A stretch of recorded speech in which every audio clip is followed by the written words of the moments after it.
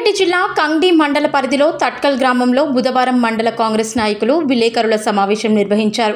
ఈ సందర్భంగా youth Congress assembly general secretary Jaipal Reddy, మాజీ market committee vice chairman doctor Hamid, Gnaneshwar, Peddamallareddy, Manohar, Karnam Srinivasulu మాట్లాడుతూ ఎంపీ ఎన్నికల్లో అల్లాదుర్గం బీఆర్ఎస్ పార్టీ భారీ బహిరంగ సభలో మాజీ ముఖ్యమంత్రి కల్వకుంట్ల చంద్రశేఖరరావు నిజాంపేట్ తట్కల్ను మండల కేంద్రంగా ఏర్పాటు చేసుకోవడం పెద్ద పని కాదన్నారు. బీఆర్ఎస్ మాజీ ఎమ్మెల్యే మహారెడ్డి భూపాల్ రెడ్డి 10 సంవత్సరాల పాటు అధికారంలో కొనసాగిన తట్కెల్ను మండల కేంద్రంగా ఏర్పాటు చేయలేని అసమర్థులు మంగళవారం మండల ప్రస్తావన లేవనెత్తడం సిగ్గుచేటని మండిపడ్డారు. మీ పాలన కొనసాగుతున్న తరుణంలో ఆమరణ నిరాహార దీక్షకు కూర్చున్న దీక్షాపరులకు కించపరిచిన స్థానిక నాయకులు వారి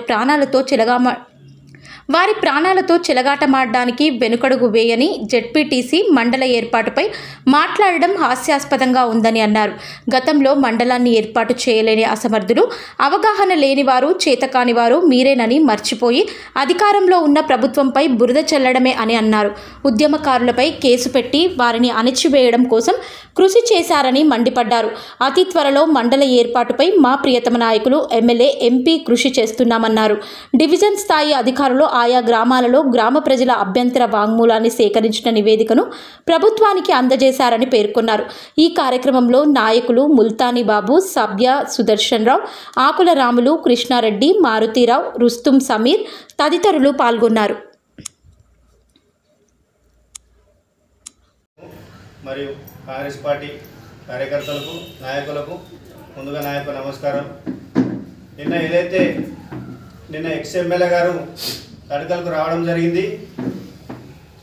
గతంలో 2 పర్యాయాలుగా ఎమ్మెల్యేగా చేసిన అనుభవం ఉండి గతంలో పార్లమెంట్ ఎన్నికల్లో స్వయంగా ఆనాడు మాజీ ముఖ్యమంత్రి వర్యులు చంద్రశేఖరరావు హామీ ఇవ్వడం జరిగింది తడకల గురించి అల్లాదుర్గ సభలో. ఏమని? ఖచ్చితంగా నిజాంపేట కానీ తడకలు కానీ మండలం చేస్తా అని హామీ ఇవ్వడం జరిగింది. అది ఇచ్చిన హామీ ప్రకారం తడకల గురించి మేము దాదాపు 52 రోజులుగా మేము దీక్ష చేయడం జరిగింది. ఈ దీక్షకు మీరు ఎలాంటి మద్దతు ఇవ్వలేరు.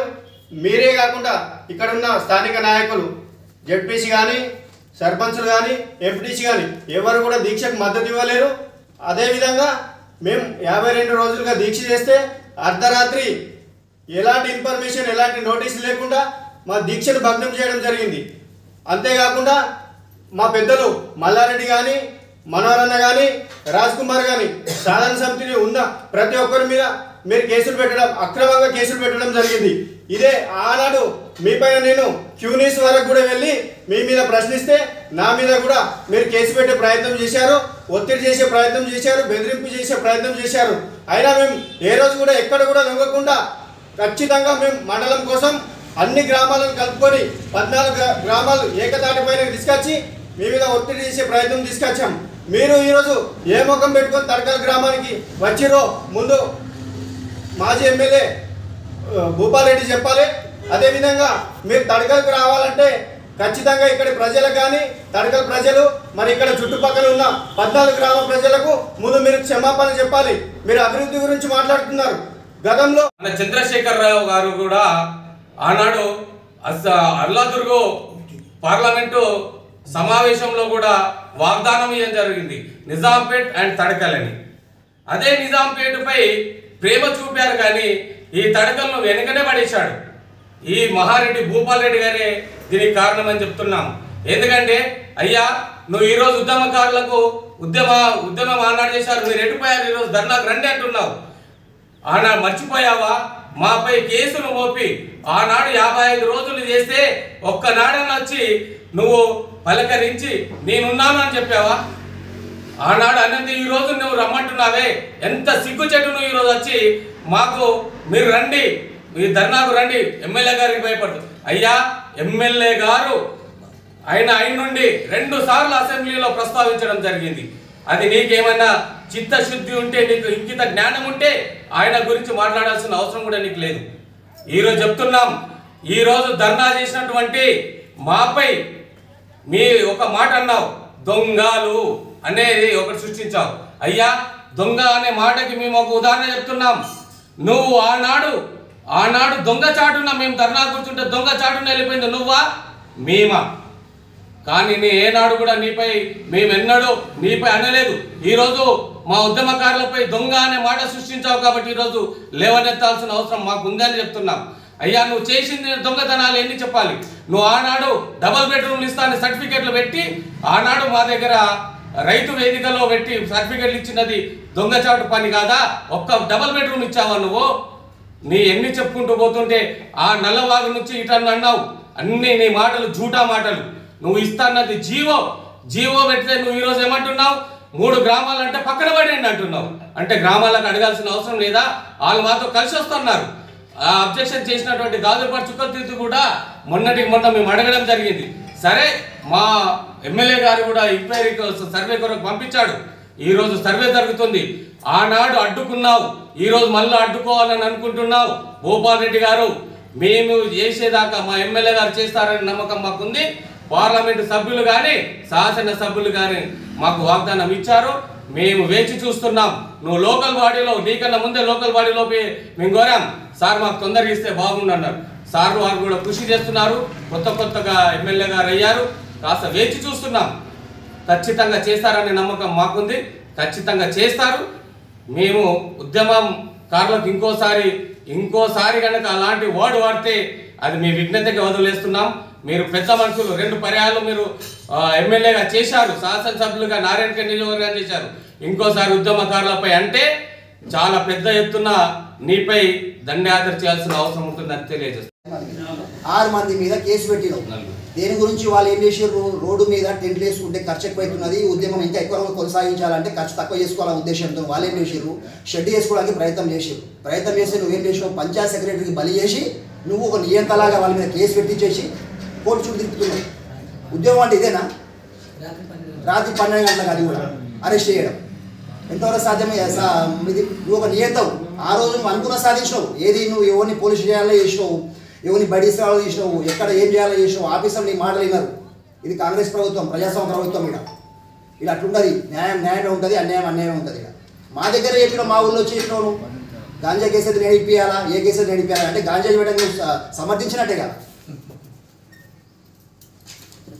నాడు ఇష్యూ అయింది. సెప్టెంబర్ 26 రోజులు పోయినాయి, అక్టోబర్ 30 రోజులు పోయినాయి, డిసెంబర్లో ఎలక్షన్ అయింది కదా. ఈ పీరియడ్ సరిపోదా? దానికి గవర్నమెంట్ అనుకుంటే సరిపోదా? గవర్నమెంట్ ఇచ్చే మంచి ఉద్దేశంతో చేస్తే 3 నెలల వెనకలు ఇస్తుంది, నిజాంపేటతో తెలుస్తుంది. పట్టిక అనవసరంగా దానికి లాస్ట్ వాళ్ళ రూలింగ్ గవర్నమెంట్ తెలుస్తుంది నోటిఫికేషన్ ఎప్పుడు వస్తుంది. ఇవ్వాలి, ఆపేయాలి, ఇచ్చినట్టు చేయాలా, వాళ్ళు ఆపేయాలి. ఆ దృష్టితో ఇచ్చారు. మీరు న్యాయంగా ఇవ్వాలనుకుంటే ఎప్పుడో సంవత్సరం ముందు నిజాంపేట ఎప్పుడు ఇస్తున్నారు.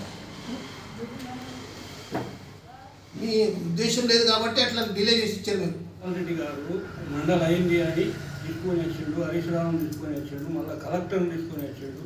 అందరూ తీసుకొచ్చి అన్నీ మా రూములు సాఫ్ చేయించాడు. అన్నీ చేసినాక కలెక్టర్ అంతా ఏమన్నాడంటే, ఇప్పుడు మనం డిక్లేర్ చేసే సమస్య కాదు, తర్వాత 20 రోజుల తర్వాత చేద్దామని అన్నాడు. ఆ తర్వాత హరీష్ రావు ఏమన్నాడు, ఇక మేము వస్తామో రామో, కలెక్టర్ వచ్చి మేము శాంక్షన్ చేసి ఇనాగ్రేషన్ చేసి పోతామని చెప్పి వాగ్దానం ఇచ్చి పోయాడు. ఇక కలెక్టర్ అంటే, హరీష్ రావు అంటే, భూపాల్ రెడ్డి అంటే మళ్ళా నిన్న ఏమంటాడు, మా ఎంబడి రండి, మేము 20 రోజుల్లో చేస్తాము, మేము 20 రోజుల్లోనే చేసేస్తాము, అంతా రెడీ ఉన్నది. ఆ ఫైల్ తీసుకుపోయి ఎక్కడ పడేసిండు, ఏడున్నాడు, ఎక్కడున్నాడు, అది 6 నెలల దాకా దొరుకుతాం లేదు. ఇప్పుడు దొరికితే ఇప్పుడు ఒక లైన్లో పెట్టింది కొత్తగా. మళ్ళీ ఈయన పనులు ఇట్లా చేసుకుంటా మేము ఆడ ఒక 3 నెలలు ధర్నా చేసినాం. ఆ తర్వాత టెంటు కిరాయిలు ఎందుకు ఇట్లా కుట్టిపోతే ప్రజలకు కూడా అవసరం అవుతుంది, ఆ టీన్ సెట్ ఉందని అని ఇట్లా ఇది ఆలోచించి టీన్ సెట్ కొట్టినాం. టీన్ సెట్ కొట్టిన తర్వాత వాళ్ళకు ఏం అర్థమైందో ఏమో, దొంగతనాన ఈయన ప్రజల సేవ చేస్తా అంటాడు. ఏం చేస్తాడు? ప్రజల సేవ చేసేది ఈయన. ఎమ్మెల్యే సాబ్ చేసేటోడా, మీ ఊరు పెద్ద మనుషులు చేసిరా, ఏం చేసిరి? అది ఏం పరగబడుతుండే? మేము ఒక నెల కూర్చుంటే లేచిపోతుంటే అది ఉండిపోతుండే కదా. ఇప్పుడు ఆడబిడ్డలు పిల్లలు వలన కూర్చుంటే అది ఆలోచించే మేము షెడ్ కొట్టించినాం. ఆ షెడ్కు దానికి ఒక 12 గంటలు కూడా ఉంచకపోయింది. మళ్ళీ మాకు కూడా అది పోతే మాకు చేసేది ఇంకా ఇప్పటికి తిరుగుతూనే ఉన్నాం. ఆ ఆలోచన ఏం లేదు. మేము చేస్తాము రండి, మేము చేస్తాము. ఏం చేస్తారు? ఊరు పెద్దలు ఏం చేస్తారు? వీళ్ళు ఏం చేస్తారు? ఏం చేసారు? మోడీ 10 ఏళ్ళు సర్పంచ్ చేసారు. ఇలా కట్టగా అడ్డమైనమా? ఇప్పుడు తీసుకొచ్చి మా ప్రభుత్వం రాగానే మోడీ రోడ్డు మీద వేసి వాళ్ళే భరణం చేసుకుంటా. ఇంకా ఏదో మా ఎమ్మెల్యే గారు తొందరపాటుగా చేసి శాంక్షన్ చేసి కట్టుట్ల మరి లేట్ అవుతుంది. కానీ ఇదివరకు మోడీ ముగించేది మార్చి లోపల ముగిస్తాం. ఇటువంటి పనులు చేసుకుంటా ఇట్లా చేసుకుంటా మేము ఇప్పుడు మండలం చేస్తాము. ఏం మండలం చేస్తారు?